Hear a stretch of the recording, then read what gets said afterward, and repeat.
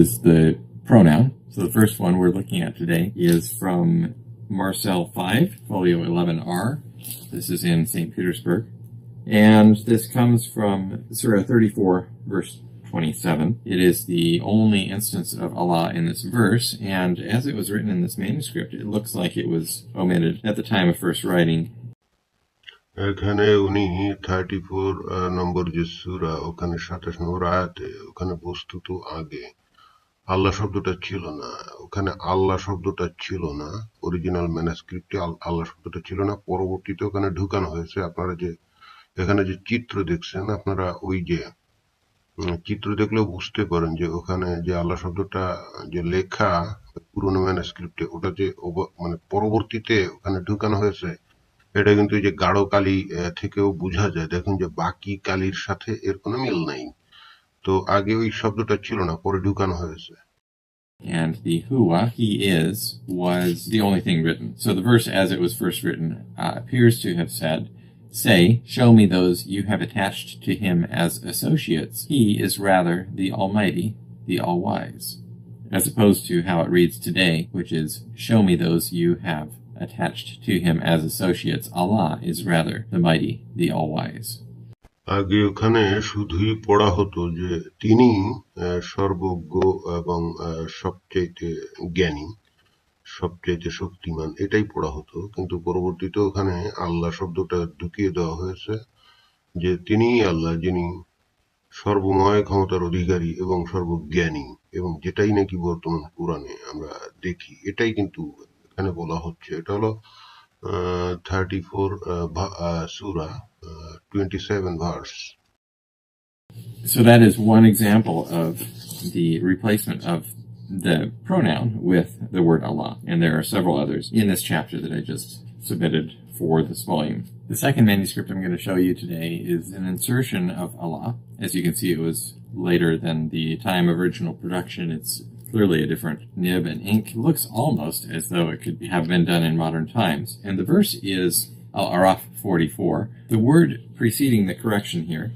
এটা হলো সূরা আল আরাফের 44 নম্বর আয়াতে। এখানে যে দেখুন যে মূল যে পাণ্ডুলিপি ছিল সেখানে ওই যে আল্লাহ শব্দটা লেখা ছিল না, পরে আল্লাহ শব্দটা ওখানে ঢুকানো হয়েছে, এবং যেটাই নাকি বর্তমান কোরআনে আমরা দেখি। তো দেখুন যে বড় পণ্ডিত হওয়ার দরকার নেই, চিত্রেই দেখা যাচ্ছে যে আল্লাহ শব্দটা লেখার জন্য যথেষ্ট স্পেস না থাকাতে উপরে লিখে দেওয়া হয়েছে, এবং ওর কালির ঔজ্জ্বল্য কিন্তু বেশি, এবং নিচে যে লেখা যেগুলা ওইগুলোর ঔজ্জ্বল্য কম, অর্থাৎ ফেডেড হয়ে গেছে।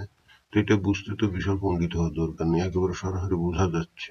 So the Allah is written in a superscript, but the word just slightly to the right of that is the word la'natu, which means curse. So as it's written now in this manuscript, it reads la'natullahi ala zalimin, meaning the curse of Allah is upon the wrongdoers, or may Allah's curse be upon the wrongdoers. And as it was first written in this manuscript without the word Allah, it would have said la'natu ala zalimin, a curse is upon, or may a curse be upon the wrongdoers. And so it makes sense, and by the way it exists in this manuscript now with the Allah there is the way that it exists in the Hafs text.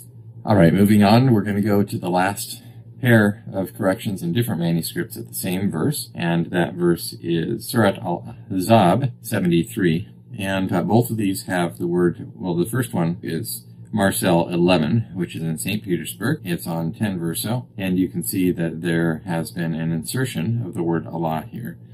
And as I believe it first read in this manuscript, it was written, "Wa yatuba Allah al-mu'minina wal-mu'minat," that he might pardon the believing man. পরের যেটা, এটা হলো সূরা আল আহজাবের 73 নম্বর আয়াত। এখানে আগে ছিল he will pardon, আগে ছিল হি উইল পার্ডন। এখানে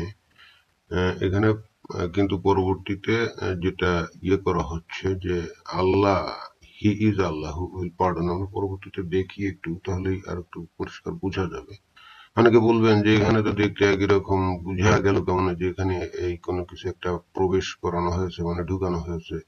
আসলে যখন লেজার রশ্মি দিয়ে যখন এই প্রত্যেকটা অক্ষর শব্দ এগুলো পরীক্ষা করা হয়, তখন আগে কোনটা লেখা এবং পরে কোনটা লেখা, এবং যদি ওভার রাইটিং হয়, এগুলো কিন্তু বোঝা যায়।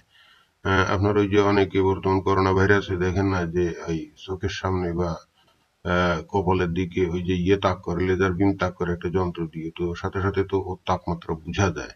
তো এই ধরনের টেকনোলজি ইউজ করেই কিন্তু ওই যে বোঝা যায় যে কোনো পুরোনো ম্যানুস্ক্রিপ্টেও আগে কি ছিল এবং কোনো জায়গায় সেখানে পাল্টানো হয়েছে কিনা এগুলো কিন্তু বোঝা যায়। তো যাই হোক, এই বিষয়টা পরে দেখি যে এখানে আগে ছিল উম, আগে ছিল ইয়ে দেখেন যে আগে ছিল হি এবং পরে এখানে আল্লাহ শব্দটা ঢুকানো হয়েছে। পরিষ্কার সেটা বোঝা যাচ্ছে। তো যাই হোক, আশা করি বুঝতে পারছেন যে এখানের বিষয়টা কি। we'll flip over to now is in BNF Rob 340, and I mentioned this one in my doctoral dissertation. It's on folio 23 verso at line 16, and the superior text here starts in the same verse, actually, of al-mushrikeen at the earlier in the verse, and it goes through the word Allah, which is right after the word Allah that তবে এখানে দেখুন যে এই যে শব্দগুলো যে ঢুকানো হয়েছে আল্লাহ, বিভিন্ন জায়গায় যে আল্লাহ শব্দটা যে ঢুকানো হয়েছে, তো অর্থের খুব একটা চেঞ্জ হয় না, অর্থের আসলেই চেঞ্জ হয় না। কিন্তু আমরা যেটা বিশ্বাস করি যে নবীর কাছে যে কোরআনের আয়াত আসছিল সেটা হুবহু সংকলন করা আছে এবং সেটাই বর্তমান আমরা যে কোরআনে পাই সেটা হুবহু একই, অর্থাৎ দাড়ি, কমা, প্রত্যেকটা শব্দ, বানান হুবহু এক্স্যাক্টলি দ্য সেম।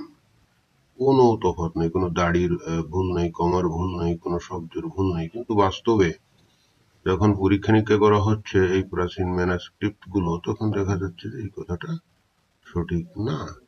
সুতরাং এর থেকে আমাদের এখন বুঝতে হবে যে আসলে বিষয়টা কি।